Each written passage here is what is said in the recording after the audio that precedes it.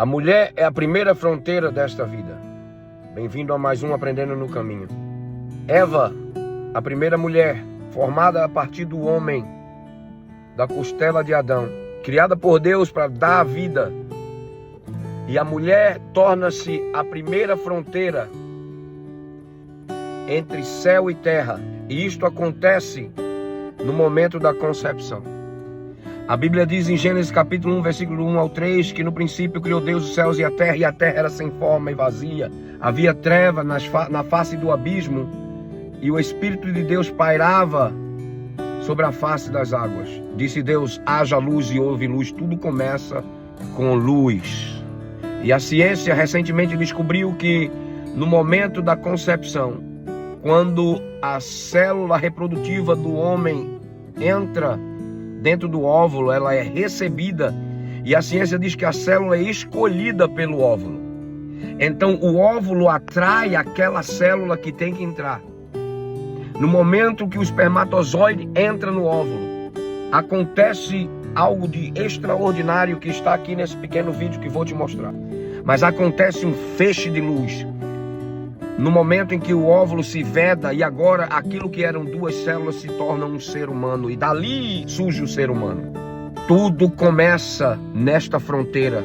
Quando a mulher está bem, quando a mulher está erguida, quando a mulher está forte, ela não se vende, ela não se troca, ela não se entrega, ela não se deixa enganar por um sistema opressor que se aproveita das condições financeiras das pessoas e do abandono do homem e da irresponsabilidade dos pais, dos homens, e ela é levada a matar o inocente, aquele que não tem culpa nenhuma.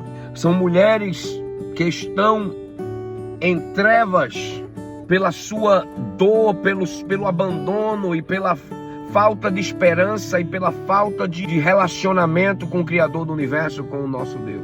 Essas mulheres, elas se sentem oprimidas ao ponto de dizer, eu não consigo continuar, eu não consigo.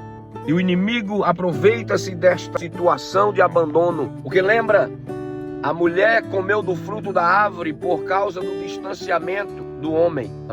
A serpente convence a mulher a comer do fruto da árvore, do conhecimento do bem e do mal.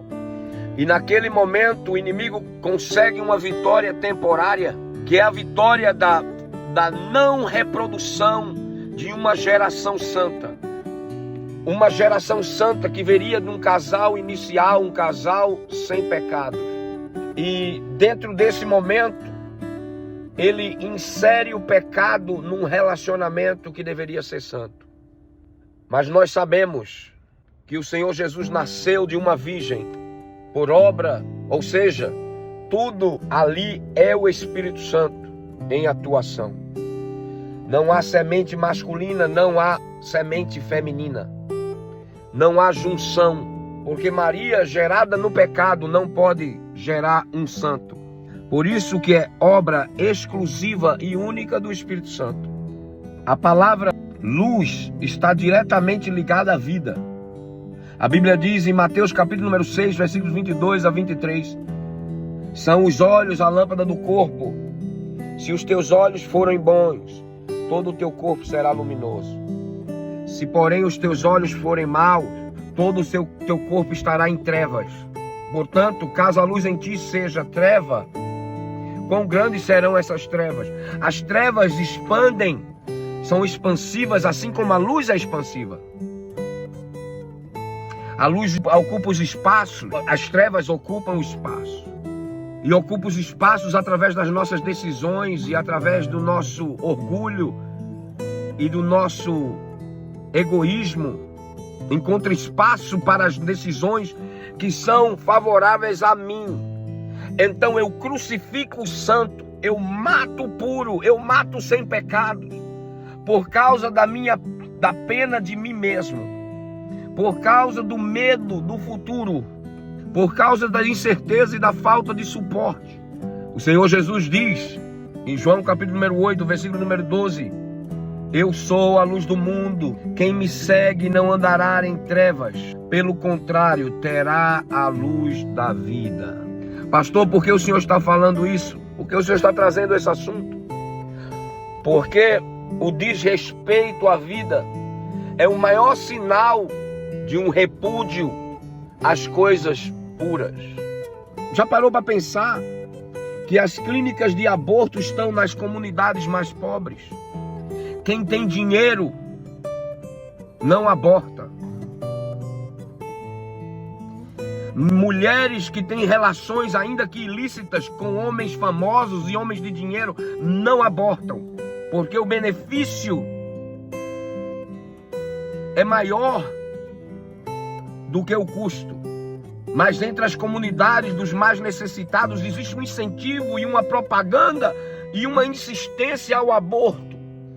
Nos Estados Unidos, somente no ano de 2020 a 2021, um ano, foram assassinadas 374.155 crianças que o Planned Parenthood executou.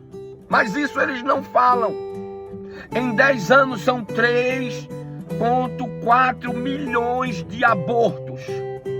Mulheres e homens que tiveram a bênção de nascer, independente do ambiente, independente das consequências, nasceram. E muitos deles são bem-sucedidos. Incentivam o homicídio do inocente, mas tiveram a graça de ter uma mãe que não julgou, puniu com a pena de morte.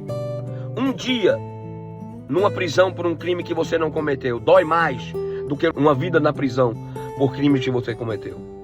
Esses dados busquei no Charlotte Lozier Institute. São os dados, está lá. Todo mundo vê na internet, pesquisa, busca.